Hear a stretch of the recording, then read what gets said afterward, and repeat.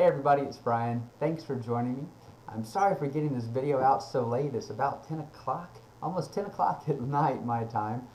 Quite honestly, the day got away from me and I didn't record a follow-up. It just now dawned on me that I didn't get that follow-up message out for you guys earlier. So here it is real quick. Let's just run through it. Ultimately, the overall outcome for the day is a loss, and we'll talk about that. That's really no big deal. We give ourselves a statistical advantage, and the statistics only work out over the long term. We're going to have trades, we're going to have days that we take losses. It's just part of the overall game.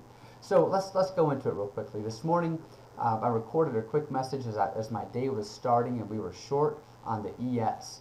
We took that short trade because here at 29.15, which is the level that's shown on my screen here, we were running into resistance. Now this was a counter trend trade, as I mentioned in that first video. It's definitely counter to the overall trend. The overall trend is up, but we were hitting that pretty solid level of resistance up here, so we went ahead and we traded short.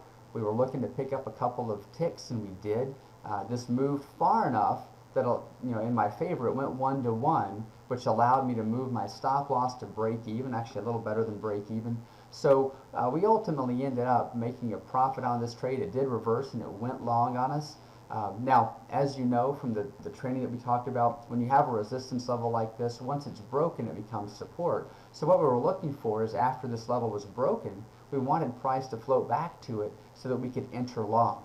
It never did. Never came back. It broke that level and just kept on moving. Those are the breaks. Happens sometimes, but ultimately we ended up with a small win on the S&P E-minis. Down here on crude, took a hit on crude today.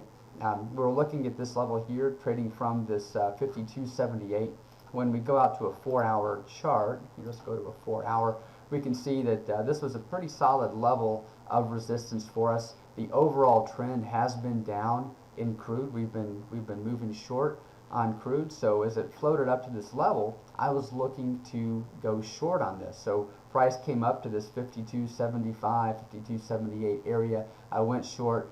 It just kept moving, took us out for a loss, a little under 2% on this one, about 1.5% loss on that one. Over here on gold, we were looking to go long on gold. Let me pull that 4-hour chart up over here.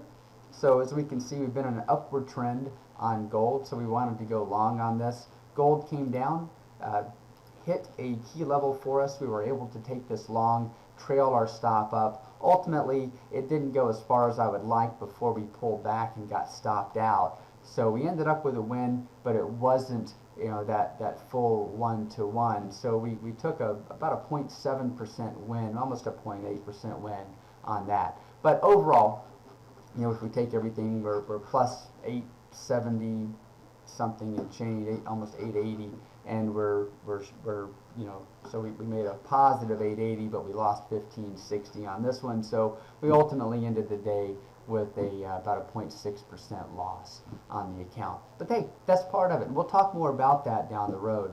I've got some things I want to definitely hit this week. Today is Tuesday, so definitely Wednesday, Thursday, Friday, we're going to talk a bit about some of the misnomers that you hear all the time in trading. One of them is a huge one that I really am passionate about. I hear it all the time. When I take small profits here and there as I'm trailing the stops up, people will say, well, you can't go broke taking profit. That is absolutely untrue. You can go broke taking profit, and I'll tell you why as we get further into this week. Also, I think tomorrow I really want to spend the morning doing a live session and just showing you a little more in depth of what we're doing to draw my support resistance levels on the chart, and then how we're trading from them. Again, I keep things super simple.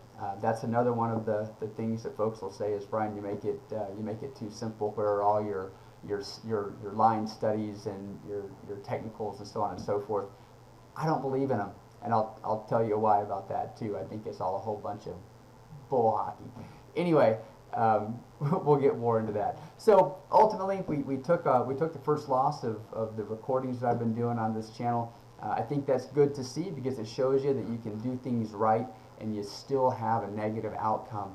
That's where thinking statistically will come into play. A plus B does not always equal C in trading. Anything can happen once you enter the trade. So it's important to think about statistics and look at your trading from a statistical perspective as opposed to a outcome perspective. When we get focused on the outcomes, we lose sight of working our process. If we work our process the same way every time and have a good statistical advantage, we're going to come out winners. And that's the important thing, right? Because I want to show you guys some easy ways to do this so that you can start making income yourselves as well. All right, so we'll get back to this. I've focused a lot so far on futures. I don't just trade futures. We need to get into some Forex trading. We need to talk about the cryptocurrencies. We need to talk about regular internet marketing. So we've got a lot to cover over the next however long it takes us to do it, all right? So I'll keep posting videos up here. You guys keep watching them, keep liking them. If you've got specific questions, shoot me a message and I'll help you out, and we'll roll from there together. All right? So that's it for now. Have a great day, and we'll talk to you soon. Bye.